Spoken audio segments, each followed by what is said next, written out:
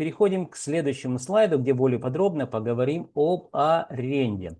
Вверху график рисунок, который мы подробно с вами разобрали. Увидели, что на 9% выросла стоимость квадратного метра в течение года. А вот внизу, друзья, табличка экселевская. Здесь у нас аренда. Аренда того же класса жилья, то есть социального. И, друзья, что видим внизу? Красный вот этот шрифт. Сразу напомню вам, что в генеральную выборку попали одно-, двух-, трехкомнатные квартиры и выше, которые сдаются в аренду.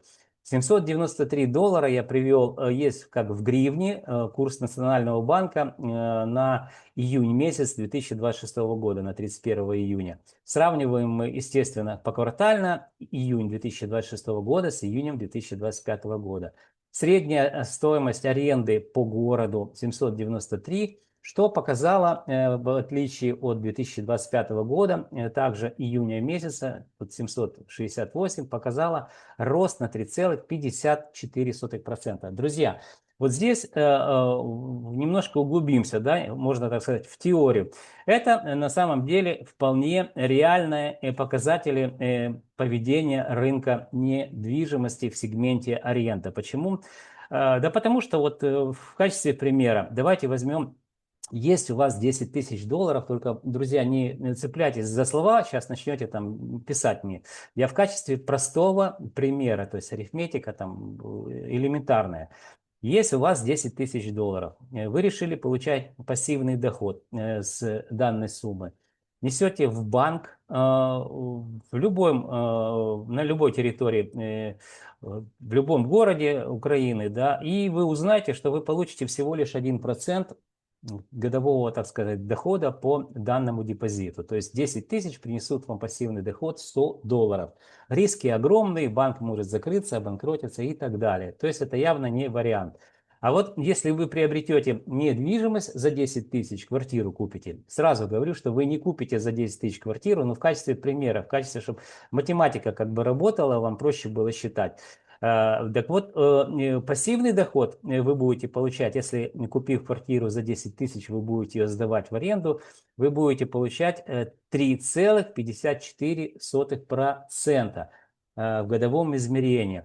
Если отсюда мы уберем амортизацию, налоги, но налоги никто у нас не платит с аренды, потому что рынок полностью находится в тени, то, друзья, ну, вполне себе, если даже 2,5% в годовом измерении, то есть это вполне себе нормальная, как она называется, процентная ставка, то есть вы пассивный доход будете получать с 10 тысяч $250 в год.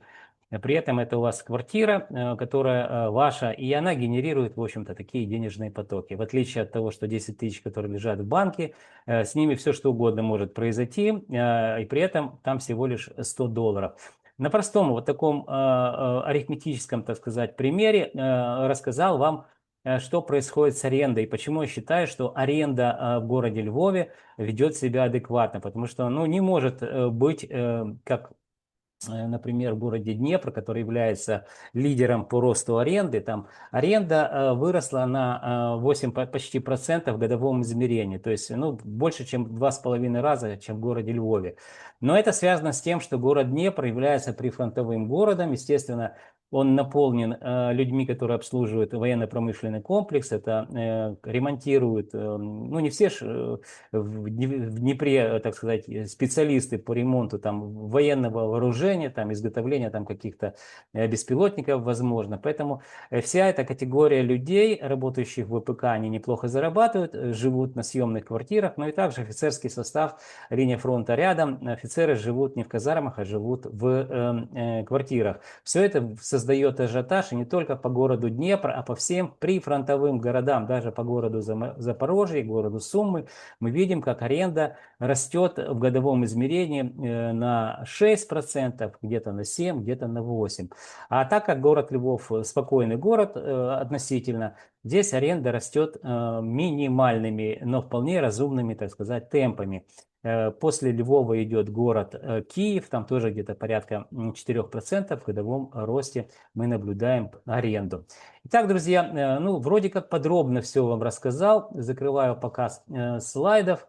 Давайте запомним еще, вот здесь у нас на 9% стоимость выросла, потому что будем говорить о прогнозах, чтобы у вас осталась, так сказать, цифра 9 в голове. Ну, прогнозы, друзья, в прогнозах я применяю метод многофакторного анализа. Я смотрю через призму цифр, которые характеризуют состояние экономики в целом региона, то есть это есть внутренний валовый региональный продукт. Друзья, вот здесь скажу вам честно, если данный метод работает на прифронтовых где-то городах, да, ну понятно, если в экономике все плохо, а в городе Львове, точнее Львовской области, если вы посмотрите основные макроэкономические показатели и сравните с довоенными периодом, то ну, экономика также мертва, как и в восточной части Украины, так и в западной происходят те же самые процессы, я имею в виду в экономике.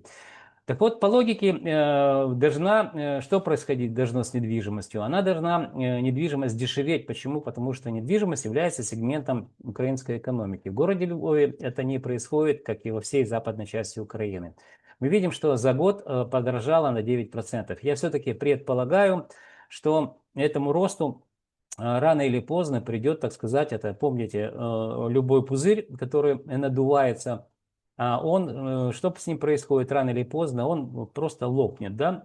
Так вот, если применяя такую, так сказать, конструкцию к рынку недвижимости, что это пузырь, который надувается, надувается, надувается, а рано или поздно он лопнет. Когда лопнет, я не могу, к сожалению, сказать, но до конца года мы будем видеть все-таки динамику незначительного роста. Я думаю, что по 0,5% мы будем видеть рост стоимости квадратного метра, и того мы где-то в годовом измерении выйдем процентов, наверное, ну, не знаю, сколько у нас там осталось, если мы говорим июль месяц, значит, август, сентябрь, ну, 4 месяца, 4 месяца по 1,5%, то есть порядка, значит, будет 11% роста в годовом измерении в декабре месяце.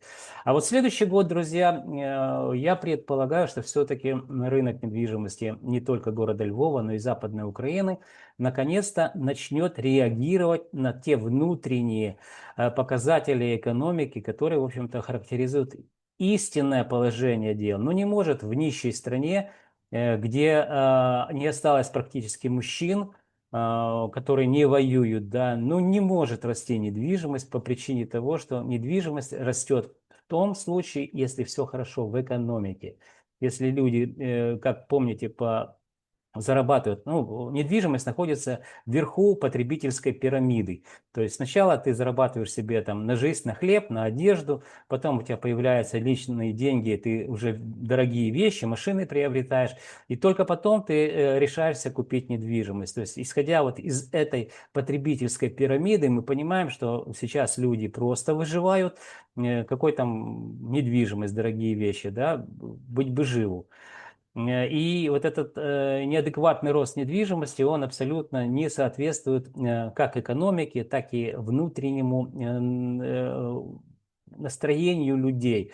Безусловно, есть покупатели, которые на войне, как клопы, напиваются крови человеческой, то есть у них есть возможности приобретать недвижимость, но поверьте, эти товарищи они не покупают недвижимость в городе Львове или Киеве. У них давно там есть недвижимость, то есть они покупают недвижимость за рубежом. Итак, друзья, пришло время прощаться. Для того, чтобы вы знали, что происходит с недвижимостью в Украине, вам необходимо что сделать? Правильно подписаться на мой канал. Вы также можете лайки, дизлайки ставить данному видео. А еще вы должны помнить, я ваш скромный слуга, и компания Олимп Консалтинг готовим для вас ежемесячные обзоры рынка недвижимости, которые, я уверен, станут для вас компасом, ну или как минимум картой путеводной в каменных джунглях рынка недвижимости Украины. Друзья, лайки, дизлайки ставьте, подписывайтесь. И до встречи в следующих моих видеороликах.